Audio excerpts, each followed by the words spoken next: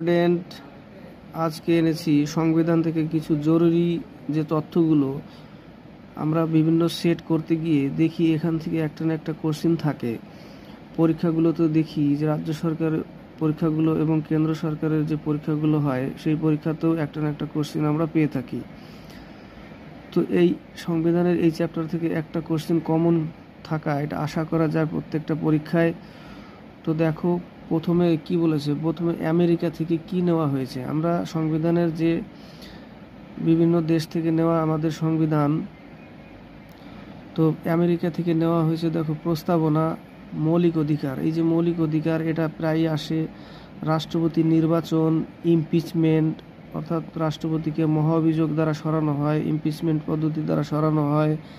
উপরাষ্ট্রপতি, সুপ্রিম কোর্টের বিচারপতি, হাইকোর্টের বিচারপতিকে সরানো।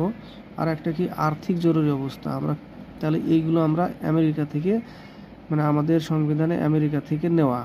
ইম্পর্টেন্ট কি দেখো, একটা আমরা পাই কি প্রস্তাবনা, মৌলিক অধিকার, রাষ্ট্রপতি নির্বাচন, ইমপিচমেন্ট, আর্থিক জরুরি অবস্থা, তাই না, উপরাষ্ট্রপতি, সুপ্রিম কোর্টের বিচারপতিদের সরানো, সবগুলো প্রায় ইম্পর্টেন্ট।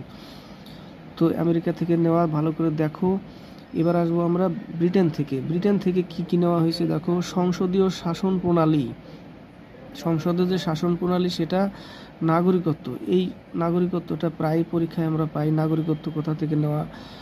মন্ত্রী পরিষদ ব্যবস্থা, আইনি ও শাসন ব্যবস্থা ও আইন নির্মাণ ব্যবস্থা, এর মধ্যে থেকে বেশিরভাগই আমরা পাই সংসদীয় শাসন প্রণালী কোথা থেকে এবং নাগরিকত্ব কোথা থেকে নেওয়া হয়েছে, এই জিনিসটা আমরা পেয়ে থাকি। কিন্তু পরীক্ষায় যদি এগুলো বাদ দিয়ে যদি বাকি একটা তুলে দেয় তাহলে কিন্তু আমাদের পক্ষে কোশ্চেনের উত্তর করা কঠিন হয়। তো এই গেল আমেরিকা। এবং আয়ারল্যান্ড থেকে কি কি নেওয়া হয়েছে। তো প্রিয় স্টুডেন্ট, আজকে আমি ডিউটিতে আছি, তাই আমি ফেস অর্থাৎ ক্যামেরার সামনে আসতে পারলাম না। এতে আমি দুঃখিত, কারণ ডিউটিতে আছি, মাইক্রোফোনও নেই আমার কাছে, একটু সাউন্ডের প্রবলেম হতে পারে। তবে স্কিপ করবে না, ভিডিওটা দেখবে। এরপরে আমরা কি এবার আসবো কোথায়, এবার আসবো আয়ারল্যান্ড আর অস্ট্রেলিয়া। আয়ারল্যান্ড থেকে দেখো নীতি নির্দেশমূলক তত্ত্ব, নীতি নির্দেশমূলক সিদ্ধান্ত, এটা আয়ারল্যান্ড থেকে নেওয়া হয়েছে। এই প্রশ্নটা খুব আসে বারবার। রাষ্ট্রপতির নির্বাচন মণ্ডলী গঠন, এটা আসতে পারে। দুটো পেলাম, নীতি নির্দেশমূলক প্রণালী, রাষ্ট্রপতির নির্বাচন মণ্ডলী গঠন, রাষ্ট্রপতি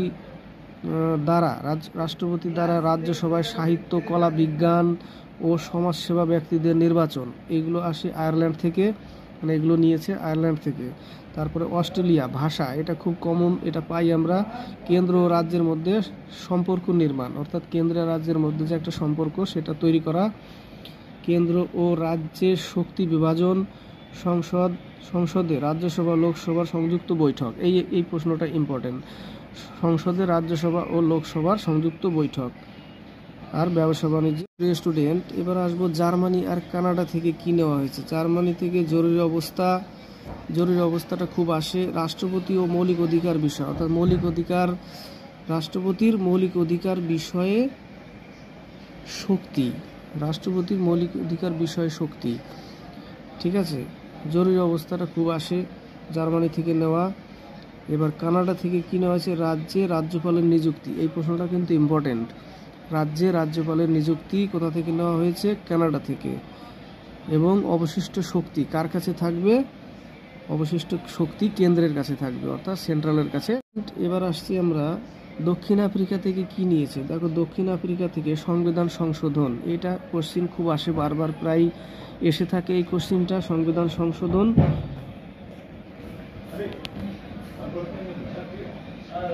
এটা হলো। আর রাজ্যসভায় সদস্যের নির্বাচন, রাজ্যসভায় সদস্যের নির্বাচন। আর রাশিয়া থেকে মৌলিক কর্তব্য। তো প্রিয় স্টুডেন্টরা, ভালো লাগলে অবশ্যই লাইক করবে, শেয়ার করবে, কমেন্ট বক্সে কমেন্ট করবে। আজকে ক্যামেরায় আসতে পারিনি, দুঃখিত, আগামী দিনে আসবো, ডিউটিতে আছি। ঠিক আছে, আজকে এই পর্যন্তই।